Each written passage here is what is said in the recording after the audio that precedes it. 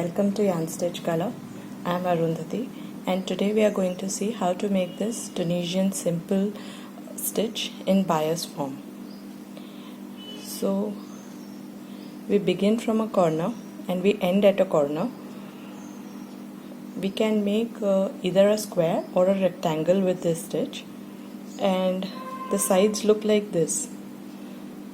So wherever the side has an increase, it looks a little thicker compared to the side that does not have an increase. So you can choose your border accordingly. If you're making a blanket or something out of this, you can choose your border, which doesn't highlight this difference a lot. The next thing I'll also want to show how it looks on the reverse side. It's quite a neat and dense stitch. Creates a nice thick fabric but has a good fall. The next thing that I'll want to share with you is how to make a square with this stitch. So this stitch has an increase section and a decrease section. Okay, so this would be the increase section and this side would be the decrease section, where we almost close it we actually close it towards the end. If you make only the increase and the decrease section, you will get a square. But if you decide to make a rectangle out of this, you can add a stacking section. I think I'm not able to fit this well in this, so I'll hold it like this. So if you make a stacking section, then what you'll get is a rectangle. Okay, so if you're making something long or even like a blanket, you can decide how large you want it and keep making the stacking section. Remember, your increase section stitches here, the increase section that you keep making here will decide on the width of your project. So there is no need to, once you start making, you will be of course seeing it, but there is no need to calculate the number of chains that you require in the first go. That's the beauty of this stitch. You start making from here, and whenever you feel at this length that you've done enough and that's good for your project, you can stop and start on your stacking section. I will leave a picture of this, so it will be a little more clear for those of us who want to look at it again.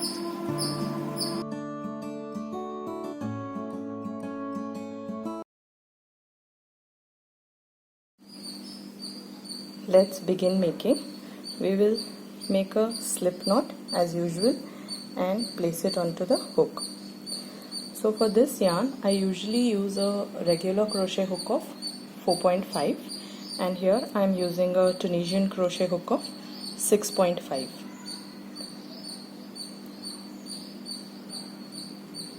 And if there is a very little curl like this, it will be removed with blocking. But if your project is curling like this, like almost like a roll, then please go up a hook size. So after we've placed a slip knot on our hook, we will begin with the increase section. So whatever the width of your project, begin with chain 3. 1, 2 and 3. The first row is going to be the foundation row.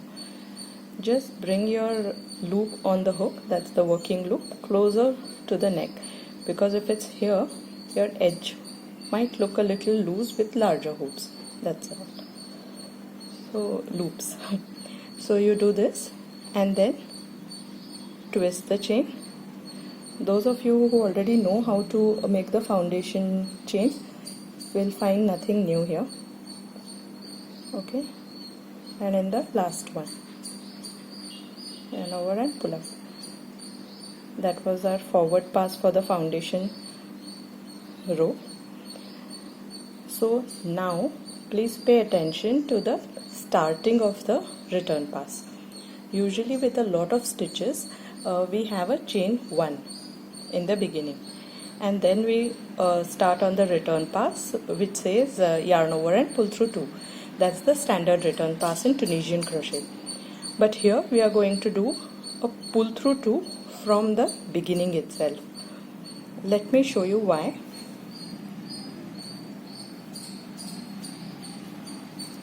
I have tried to make a sample here, although this is quite a thick yarn and it might not be extremely evident, but when you try with thinner yarns you will be able to see. You see this V, these two. Let me refocus. Okay, so you see these two. Because there is a chain 1 here and then I did pull through 2, you see like this. So when you make a border, it will get tucked. But towards the end, I did a direct pull through 2. So then this space of which is created by chain 1 is avoided. The edge looks better. Okay, so if you get holes on this side, on the left side, not on the starting side, on the left side, if you're a right-handed crocheter, so if you get little larger holes on that side, you must know it is because of chain 1. Okay, so just avoid doing that chain 1 and directly start your return pass with a yarn over and pull through 2.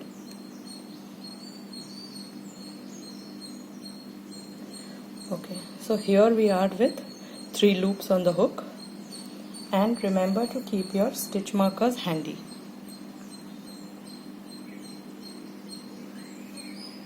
Now we will do yarn over and pull through 2. Here put a stitch marker to mark your last loop. Okay, once you do pull through 2, mark it. Then yarn over and pull through 2. Now we will start on our increase section. Now we will begin on the increase row. So for the increase row, the first stitch that we will make is a full stitch. For those of you who already practice Tunisian crochet, you will know it as a full stitch. We will go in between the first and the second stitch, in between into the space, not in between the 2 vertical bars of front and back or anything of that sort. In between the space of first and second, and pull up a loop. Okay, then we will make a simple Tunisian stitch. Let me refocus. And now we will make the last increase. When we make the last increase, ensure you're going in this space, that is in between the last stitch and the second last stitch.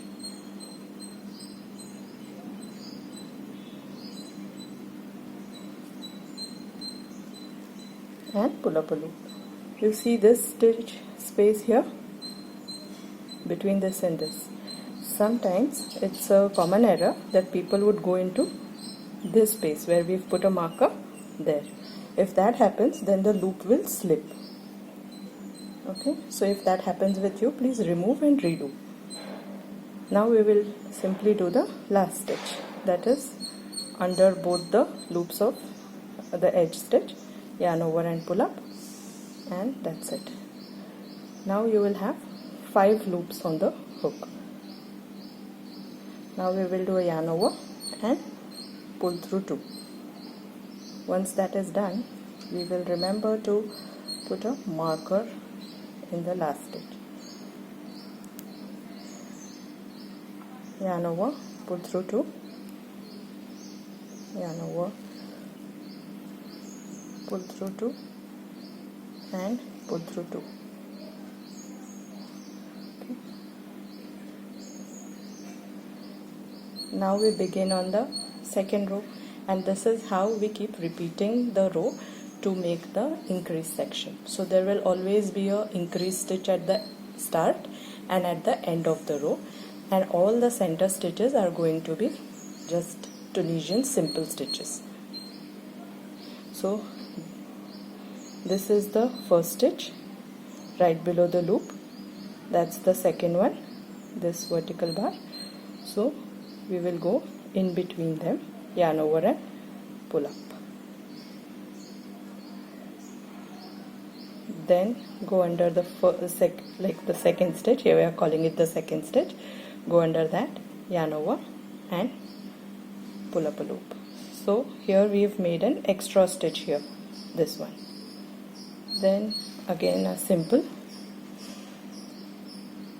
Now we've reached the end. Here we are towards the end, between the last and the second last. Insert your hook.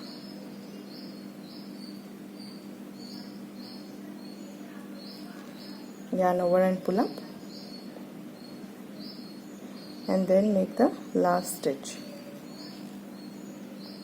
So for every row your stitch count should increase by 2. So here we ought to have 7. We had 5 in the previous row, so it was 3, 5, now 7. Yeah, we have 7. Okay. So again yarn over and pull through 2.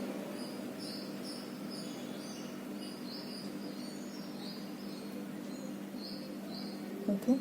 Continue making the same till you've reached the width of your desire.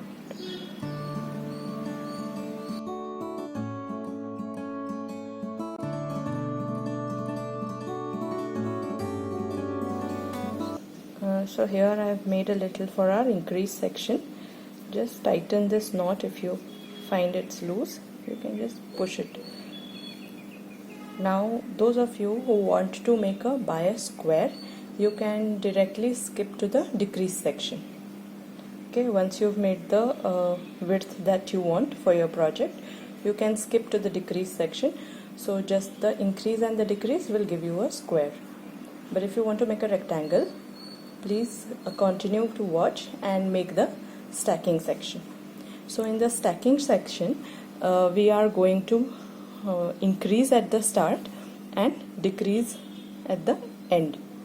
Okay, so we will continue to place an increase stitch here, and we will make a decrease stitch here towards the end. So by now we know how we increase. We just insert between these 2 stitches, so we increase here,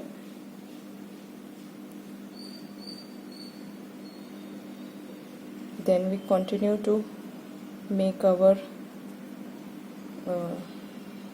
simple stitches,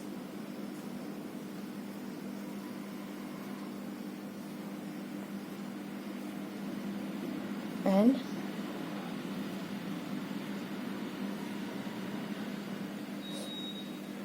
we are here towards the end. We will simply skip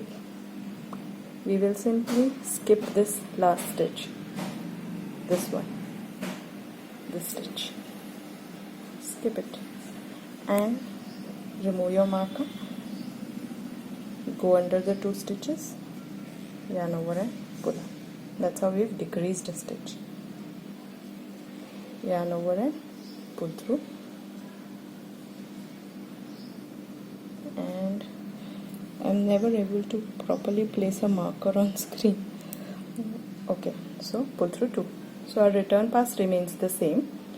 Remember, whatever was your last number of loops on the hook for your increase section, the whole of stacking section is going to have just those many loops, because we are increasing at the start and decreasing at the end, so we will always have same number of stitches. And remember to count, because it's easy to miss either at the start or somewhere in the center towards the end. Just be a little careful and keep counting the number of loops on your hook. So we do a yarn over, pull through 2, and make a few rows with this stacking section.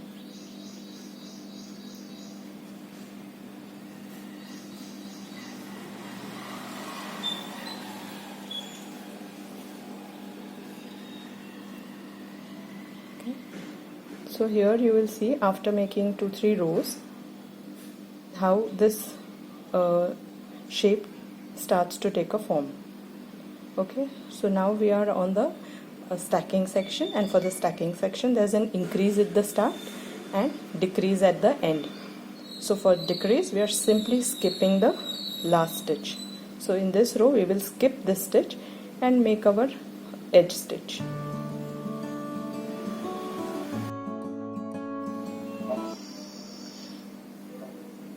So here I have made a few rows of stacking section. Let me try. This was the increase section, and I've cut it into pieces on the paper, just to share a better understanding. There is no joining or anything here. You actually continue to make the stacking section. Okay, then we are making this stacking section, and we have a tail here because this is where we began. This is where we began. Okay, remember there are no actual sections that you would have to stop and then start with a new yarn or seam or anything of that sort. This is just for convenience of explaining. Now we will begin on the decrease section, but before that I just want to show you, in case you want to add a color. This stitch looks great with striped yarn, long color changes, because the yarn itself does a lot of work. But in case you want to change color, on your return pass with just 2 loops on the hook, don't finish the return pass, yarn over with a new color. So simply yarn over and pull through with a new color. Okay, then we are going to insert and make a increase with the new color, and all these ends can be tucked at a little later in case you still find them loose or anything. Continue making your simple stitches, and you can change this color at any point in your increase section, stacking or decrease, anytime. So I'll just finish this row and meet you for the decrease section. Now to make the decrease section, we know how to decrease a stitch. So we are going to decrease a stitch at the start and at the end of the row. So to decrease a stitch, we are simply going to skip it. This was the first one with a loop on the hook. This is the second stitch. Okay, so we will simply skip it. So essentially we are going to skip the first one and the second one. Do a Tunisian simple under the third one and begin.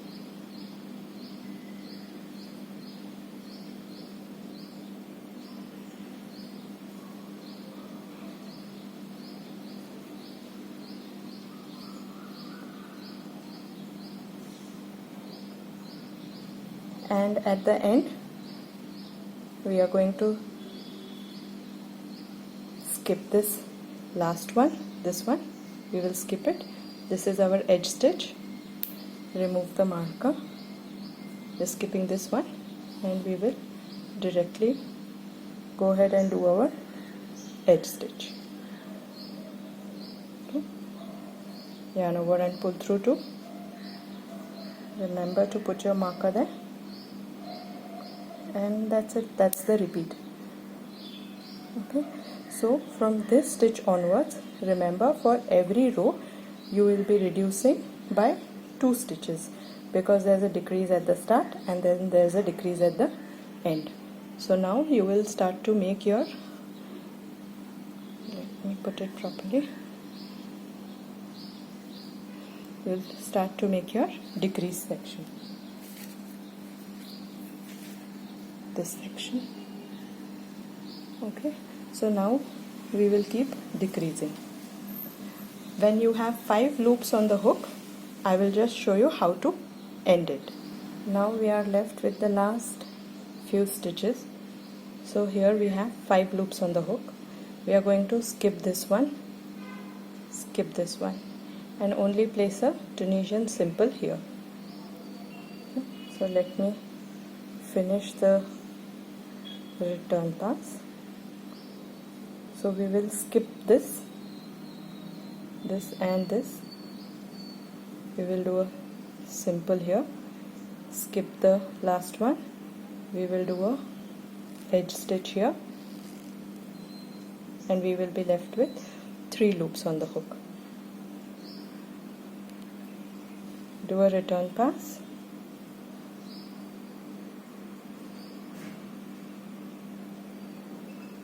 We are left with just a single loop in the center, vertical bar. We are going to skip it. We will directly do the edge stitch, and we'll be left with 2, yarn over and pull through both.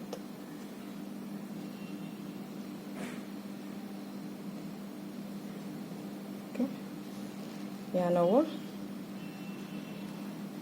chain. That's a chain 1 tied, and that's it.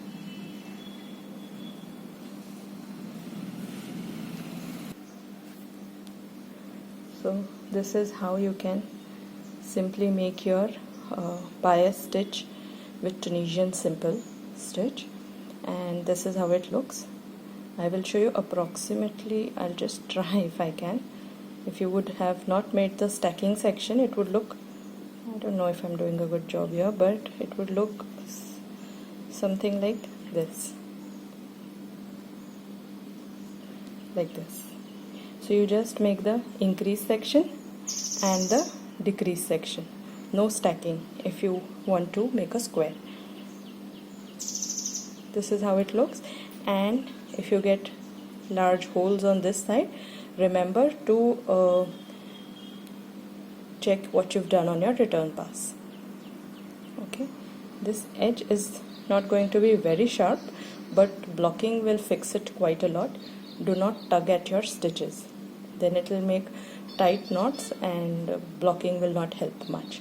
So do not tug at any stitches, and you will have a nice bias rectangle ready.